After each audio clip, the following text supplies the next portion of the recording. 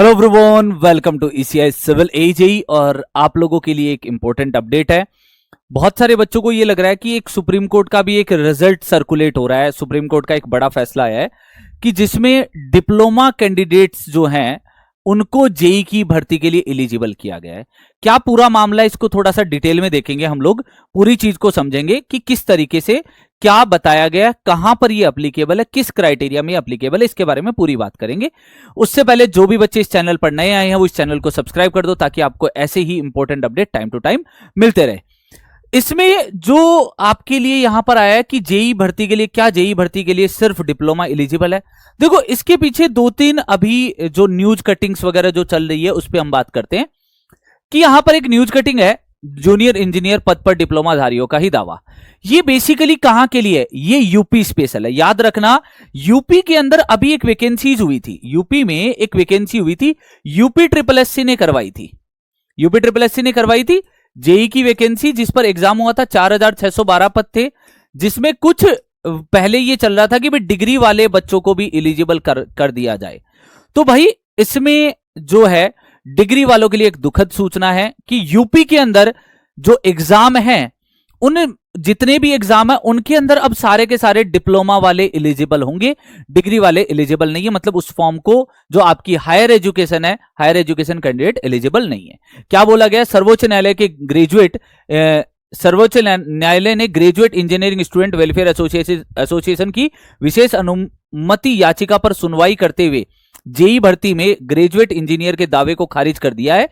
सर्वोच्च न्यायालय ने याचिका खारिज करते हुए उच्च न्यायालय लखनऊ खंडपीठ के फैसले पर मोहर लगा दी है।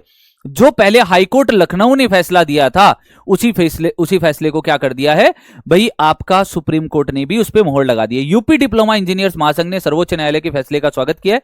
अधीनस्थ सेवा चयन आयोग 4616, मेरे हिसाब से 4612 पद थे। पदों पर भर्ती के लिए 3 मई 2026 को परीक्षा करा चुका है। डिप्लोमा इंजीनियर्स महासंघ पीडब्ल्यूडी के प्रांतीय अध्यक्ष एनडी द्विवेदी ने बताया कि प्रदेश के विभिन्न विभागों में जूनियर इंजीनियर के 4612 पद, देखो 4616, 4612 पदों पर भर्ती के लिए विज्ञापन निकाला गया था। इसमें सिर्फ डिप्लोमाधारी को ही आवेदन करने के लिए पात्र माना गया था। डिग्री होल्डर्स अभ्यर्थियों ने विज्ञापन चुनौती देते हुए उच्च न्यायालय में याचिका दाखिल की थी। डिप्लोमा इंजीनियर्स महासंघ ने याचिका का विरोध किया। 20 अप्रैल को हाईकोर्ट लखनऊ खंडपीठ ने एक फैसले में आपको डिग्रीधारी इंजीनियरों को डिप्लोमा इंजीनियरों के समान नहीं माना गया है। मतलब जो डिग्रीधारी है और डिप्लोमाधारी है दोनों अलग अलग है। अब एक न्यूज भी चल रही है आपकी यहां पर जो एनडीटीवी है उसके अंदर भी यहां पर ये न्यूज आप यहां पर देख सकते हो।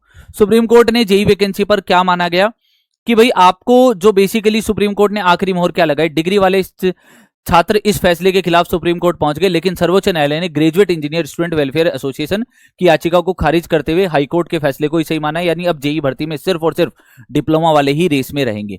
मतलब अब जो आगे जितनी भी वैकेंसी आनी है उसमें डिप्लोमा वाले ही रेस में रहने वाले हैं। डिप्लोमा वाले अभी जो नेक्स्ट वैकेंसी अपकमिंग, भाई अब उसकी तैयारी में लग जाओ, उसके लिए थोड़ा सा आवाज उठाओ, सपोर्ट करो एक दूसरे को ताकि नई वैकेंसीज आए और फिर आप आगे जो अपकमिंग वैकेंसीज है उसमें भी आप लोग एलिजिबल, आप लोग जल्दी से जल्दी सेलेक्ट होकर सरकारी नौकरी लग पाओ।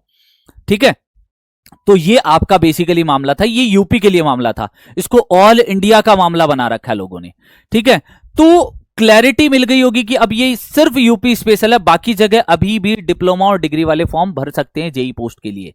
तो बाकी जगह के बच्चे अपनी तैयारी में लगे रहो और ऐसे ही और इंपॉर्टेंट अपडेट के साथ मिलते रहेंगे। तब तक के लिए अलविदा, bye bye, take care, have a good day.